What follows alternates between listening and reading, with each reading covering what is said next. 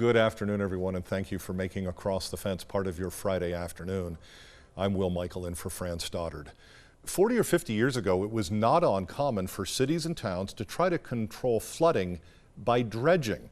That is, by digging out mud and silt from waterways and thereby disturbing the floodplain. Well, over the years, we've learned that dredging often results in heavier flooding and more property and environmental damage.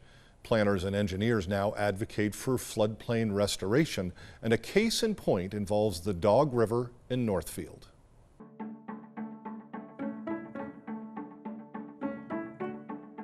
We're at the Dog River Park in Northfield. There was an opportunity to do floodplain restoration here, as well as creating a public park. The river used to come up and flood the neighborhood, and now when the flood occurs, it floods the field first and lessens the extended damage in the neighborhood. In the spring, in 2011, the homes on this street were flooded. A lot of folks lost utilities like their boiler, their circuit box, that kind of thing. And so we identified those as an opportunity for acquisition and demolition in the future.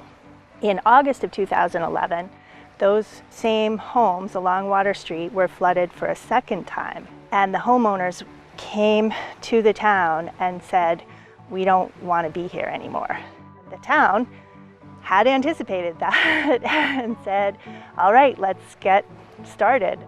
Over the next 5 years, the town worked with residents and FEMA to buy out and demolish 13 homes, helping to restore the natural floodplain to the Dog River. We looked at the area, did a geomorphic assessment of the river, other data collection. We created a hydraulic model and tested different alternatives, settled on floodplain restoration. Providing space for rivers to spread out during rainstorms helps reduce the impact to communities and achieve the goals of the Lake Champlain Phosphorus TMDL. The river experienced a 2-year flood this year, and it spread out into the field just like it's supposed to. It dropped sediment just like it's supposed to, and I'm really happy with it because it shows that the restored floodplain is functioning exactly the way that we had hoped. Given the opportunity to slow down, lose its sediment load, it will be doing less damage downstream. It will also be carrying less sediment to Lake Champlain. It will be carrying fewer nutrients to Lake Champlain. Nutrients like phosphorus stick to the sediment in the water.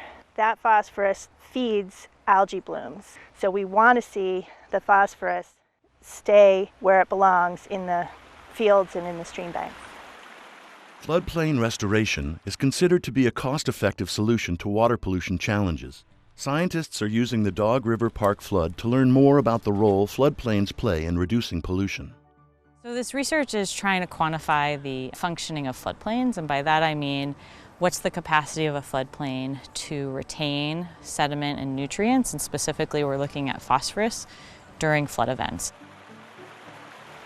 We can get a really good estimate of phosphorus deposited on floodplains by sampling sediment because there's a portion of phosphorus that sorbs onto particles. We take a soil core, identify the depth of sediment deposited, so then we can translate a depth into a mass, and we analyze it for the total phosphorus that's associated with that sediment deposited on the floodplain. We determined that it was approximately 300 pounds of phosphorus were deposited there. It's great to see these floodplains, again, functioning as they need to, capturing sediment and the associated nutrients before they go downstream. One thing that this project shows is the value of ecological restoration, restoring nature to function the way that it should, and the value of doing that kind of a solution to lead to clean water. And it's a public park where people get to enjoy spending time with their friends and family.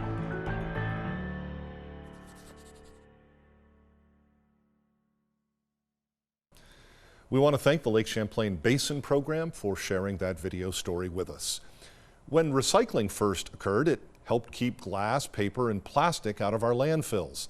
And then recycling expanded. It included yard waste, and most recently it includes food scraps. For today's Friday flashback segment, Rebecca Gollin takes us to the Chittenden County Waste District facility where today's scraps are tomorrow's soils. 87 is when we were created and this landfill started closing. Right, mandatory recycling kicked in. Michelle Morris is the Director of Outreach and Communication for the Chittenden Solid Waste District. We are a municipal district. We act kind of like a school district or a water district. We're responsible for managing all of the solid waste that's created by all of our member towns and cities. So every town and city in Chittenden County, if you produce trash, recycling, food scraps, all of that kind of stuff, we're responsible for overseeing how it's managed. We don't pick it up, we help you make less of it. Right behind me, behind this little red dumpster, is all your drink bottles. On this day, Morris is leading a tour of the Materials Recovery Facility, or MRF, in Williston. There's no better way to understand how your decisions impact these markets and how recycling works or doesn't work than by seeing it in action and seeing what your decisions mean to the folks who work here and to the system in general. Those decisions can make a big difference, both to the workers at the MRF and its bottom line. So some of the common mistakes are plastic bags or filmy plastic. We don't want any of that in your recycling bin. Take your plastic bag back to the grocery store. They recycle it via a completely different system, and it does get recycled, but not in your blue bin. So no plastic bags, no styrofoam. Make sure plastic packaging and containers are empty and clean, and no food packaging. We get 180 tons here a day, and we have people working here. We want it to be a nice environment as much as it can be. The group on this tour is largely made up of employees of Autumn Harp, which is a custom manufacturer of personal care products in Essex Junction. It's just good business. Adrian Oates oversees the company's manufacturing facility. Recycling is a key part of the sustainable practices they've implemented. Sustainability has also done a lot of reduce in terms of electrical usage. We have LED lighting, that sort of stuff, water reduction projects, and that all saves money and puts money to the bottom line. The recycling is much less expensive than sending to the landfill, which is also good for the bottom line. And our customers, it's really important to our customers.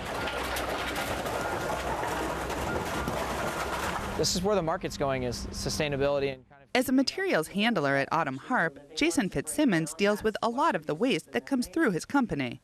Seeing the way recycling is handled at the MRF has helped Autumn Harp make sure its waste is going to the proper place. A couple of years ago, we did a audit and we found out that plastic film was super easy and affordable to actually recycle it. What didn't cost us too much more.